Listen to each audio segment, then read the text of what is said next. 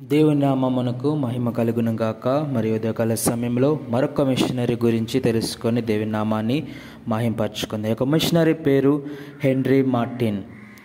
Martin 1781 ఫిబ్రవరి 18న కార్న్వాల్లోని ట్రూరోలో జన్మించాడు. అతని తండ్రి జాన్ మార్టిన్ గ్వెనాప్లో కెప్టెన్ లేదా మైన్ ఏజెంట్. బాలుడిగా మార్టిన్ డాక్టర్ క్యాడ్యూ ఆధ్వర్యంలో ట్రూరో గ్రామర్ స్కూల్లో చదువుకున్నాడు. మరియు 1797 శరదృతువులో కేంబ్రిడ్జ్లోని సెయింట్ జాన్స్ కాలేజీలో చేరాడు. మరియు 1801లో సీనియర్ రాంగ్లర్ మరియు మొదటి స్మిత్ ప్రైజ్మ్యాన్ కూడా అయ్యాడు. 1802లో అతను తన కళాశాల ఫెలోగా ఎంపికయ్యాడు. అతను 1802 అక్టోబర్ కాలంలో చార్లెస్ సిమియన్ భారతదేశంలో ఒకే మిషనరీ అయిన విలియం క్యారీ చేసిన మంచి గురించి మాట్లాడడం వినడానికి అవకాశం లభించింది. మరియు కొంతకాలం తర్వాత అతను స్థానిక అమెరికన్లకు మిషనరీ అయిన డేవిడ్ బైనర్ జీవితాన్ని చదివాడు. తదనుగుణంగా అతను స్వయంగా మిషనరీగా మారాలని నిర్ణయించుకున్నాడు. 1803 అక్టోబర్ 22న అతను ఎలీలో డీకన్గా తర్వాత పూజారిగా నియమితుడయ్యాడు. మరియు కేంబ్రిడ్జ్లోని హోలీ ట్రినిటీ చర్చ్లో సిమియన్ క్యూరేట్గా పనిచేశాడు. లోల్వర్త్లోని కేంబ్రిడ్జ్ షైర్ పారిష్ బాధ్యతలు కూడా స్వీకరించాడు. మార్టిన్ 1806 ఏప్రిల్లో భారతదేశానికి వచ్చాడు మరియు కొన్ని నెలలు సెరంపూర్ సమీపంలోని ఆల్దిన్లో ఉన్నాడు. 1806 అక్టోబర్లో అతను దీనాపూర్కు వెళ్ళాడు. అక్కడ అతను త్వరలోనే స్థానికుల మధ్య స్థానిక భాషల ఆరాధన నిర్వహించగలిగాడు మరియు పాఠశాలలను స్థాపించాడు. ఏప్రిల్ 1809లో అతను కాన్పూర్కు బదిలీ చేయబడ్డాడు.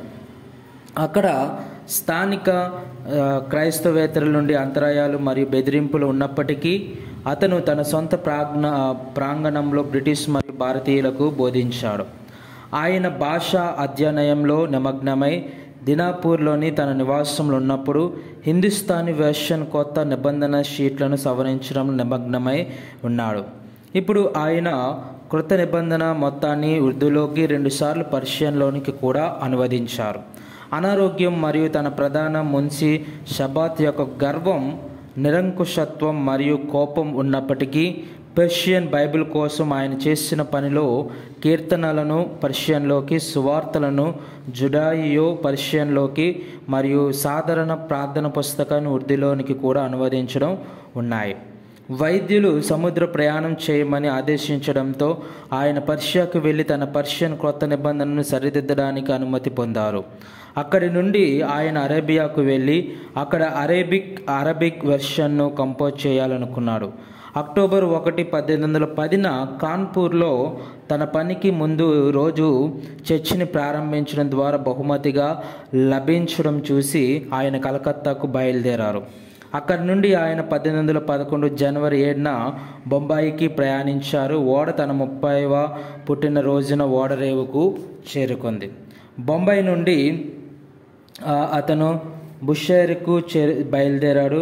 సర్ జాన్ మాల్కమ్ నుండి అక్కడ అతను ఉన్నత పదవుల్లో ఉన్న వ్యక్తులకు అలాగే షిరాజ్ మరియు ఇస్ఫహాన్లకు రాసిన లేఖలను తీసుకువెళ్ళాడు. ఈ సమయంలో అతనికి తీవ్రమైన జ్వరం వచ్చింది మరియు తాత్కాలికంగా కోలుకున్న తర్వాత వాతావరణ మార్పును కోరుకోవలసి వచ్చింది. అతను కాన్స్టాంటినోపుల్కు బయలుదేరాడు. అక్కడ అతను తన బలాన్ని తిరిగి పొందడానికి మరియు భారతదేశంలోని మిషన్ల కోసం సహాయాన్ని పొందేందుకు ఇంగ్లాండ్కు సెలవుపై తిరిగి రావాలని అనుకున్నాడు. 1812 సెప్టెంబర్ 12న అతను 2 ఆర్మేనియన్ సేవకులతో ప్రారంభించి అరస్ నదిని దాటాడు. వారి టాటర్ గ్లైడ్ ద్వారా ఒక ప్రదేశం నుండి మరొక ప్రదేశానికి వెళ్ళడానికి వారు టాబ్రిడ్జ్ నుండి ఎరివాన్ నుండి కార్స్కు మరియు కార్స్ నుండి ఎర్జురంకు ప్రయాణించారు.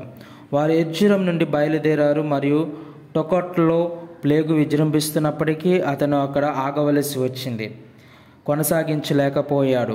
అతను అక్టోబర్ 6న తన చివరి జర్నల్ ఎంట్రీని రాశాడు. దానిలో కొంత భాగం ఈ విధంగా ఉంది: కాలం శాశ్వతత్వానికి ఎప్పుడు స్థానం ఇస్తుంది, నీతి నివసించే ఆ కొత్త ఆకాశం మరియు కొత్త భూమి ఎప్పుడు కనిపిస్తాయి, అక్కడ అపవిత్రం చేసే ఏ దానిలోనూ ప్రవేశించదు, మనుష్యులను క్రూర మృగాల కంటే అధ్వన్యంగా చేసిన ఆ దుష్టత్వం, మరణ దుఃఖానికి ఇంకా ఎక్కువ జోడించే అవినీతి ఏది ఇకపై చూడబడదు లేదా వినబడదు అని రాశాడు.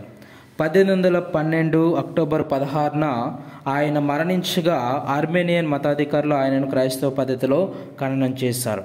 ఆయన తన యొక్క మాటలో రాస్తూ దేవుని కొరకు నన్ను మండనివ్వండి అని అతను చెప్పడం వినిపించింది. దేవుని విషయాల పట్ల అతని ఉత్సాహానికి ఇది సూచన. సో ఈ విధంగా యొక్క హెన్రీ మార్టిన్ అనేవారు తన యొక్క జీవితంలో ఎంతో విశేషమైన కృషి మన భారతదేశంలో చేస్తున్నారు. ఆమేన్.